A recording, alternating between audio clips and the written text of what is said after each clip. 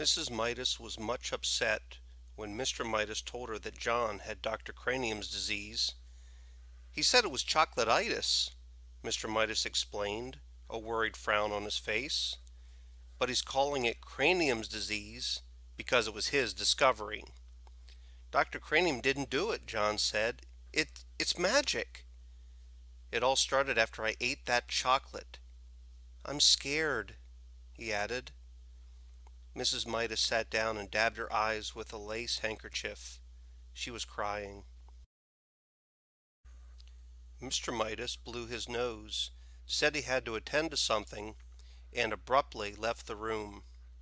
John had been so busy feeling sorry for himself that he had not realized how his mother and father would feel about his chocolate disease. "Never mind, Mother," he said, putting his arm around her shoulders. "It's all right." Really, nothing was all right, but he couldn't bear to see his mother's tears. He kissed her wet cheek. His eyes were shut as his lips softly touched her, so he didn't see the change right away. Then his lips began to feel sticky. He opened his eyes. His mother had turned into a lifeless statue of chocolate. John ran wildly out of the house without thinking where he was going or what he was going to do. All he knew was that somehow he must get help. For the first time in a long while, he forgot about himself altogether. Now he didn't care about anything but bringing his mother back to life. Without quite knowing how he got there, John found himself at the corner where he had bought the chocolate box. The lot was no longer an untidy rubbish dump.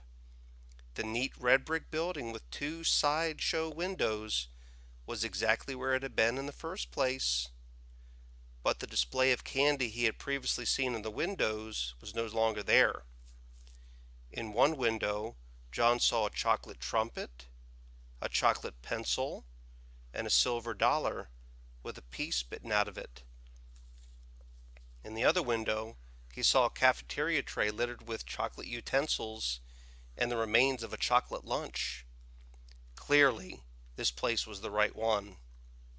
Clearly, the proprietor must know a lot about John's hateful chocolate touch. John rushed into the store. The proprietor was standing behind the counter, carefully polishing something small and round and flat and silver. "I was just thinking of you," he said. John had no time to waste on pleasantries. "Remember the old coin I found and gave you, and it gave me, and you gave me magic chocolate?" he demanded.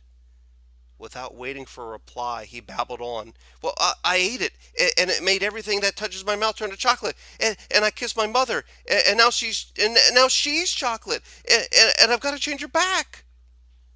"Easy now," murmured the storekeeper. "Calm yourself." There was an expression of satisfaction in the old man's eyes. It's all your fault," John declared.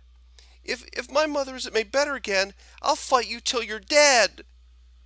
"My goodness," the storekeeper exclaimed. "Whose fault, did you say?" "Yours," John said. If you hadn't taken that money, and I wouldn't have—" "Now, John," the storekeeper interrupted, "I must insist on honesty.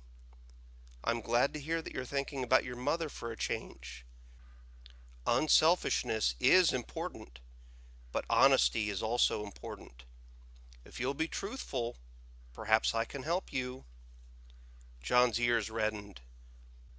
It was becoming unmistakably evident to him that he had only himself to blame for all this unhappiness. He looked straight into the storekeeper's eyes. "I'll do anything. I'll work for you all my life for nothing. If you'll turn my mother back, you can turn me to chocolate instead if you want.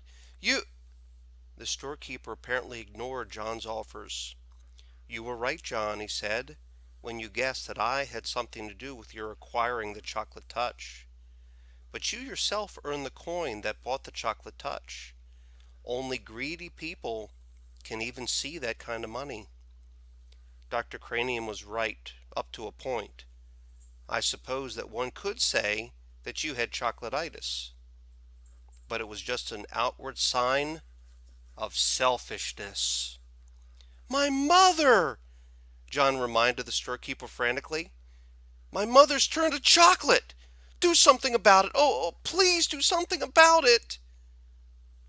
I'm glad that you're concerned, the storekeeper commented unhurriedly. Part of your cure is to be concerned about other people. You've been so greedy that you didn't care what happened to other people. Oh, I know, John admitted woefully. But please decide about me later, and please make my mother better now. Well, John, the storekeeper said, if you had to choose between getting rid of your chocolate touch and restoring your mother to life, which would it be? For one moment, John couldn't help imagining a future of all chocolate meals. The thought was terrible, but then he thought of his mother as she had been when he had left her, a motionless chocolate statue, unable to speak, her chocolate hand still holding her lace handkerchief.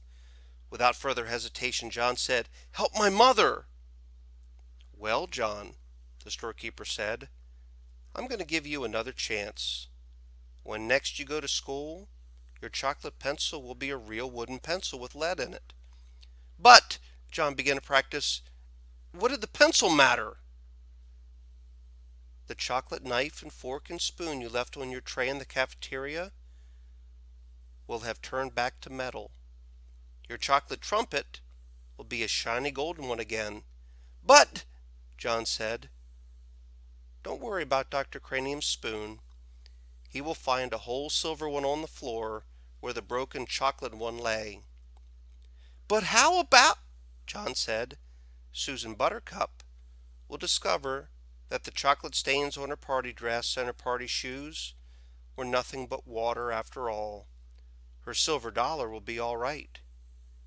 John could not stand the suspense any longer. My mother! He shouted. What about my mother? Will she be all right? The storekeeper smiled. Why don't you run along home and find out? He suggested. John turned without even saying goodbye and ran out of the store. The storekeeper went back to the disc that he had been polishing, a disc the size of a quarter. It had to be polished smooth, ready for a new set of initials in case the need for them should arise.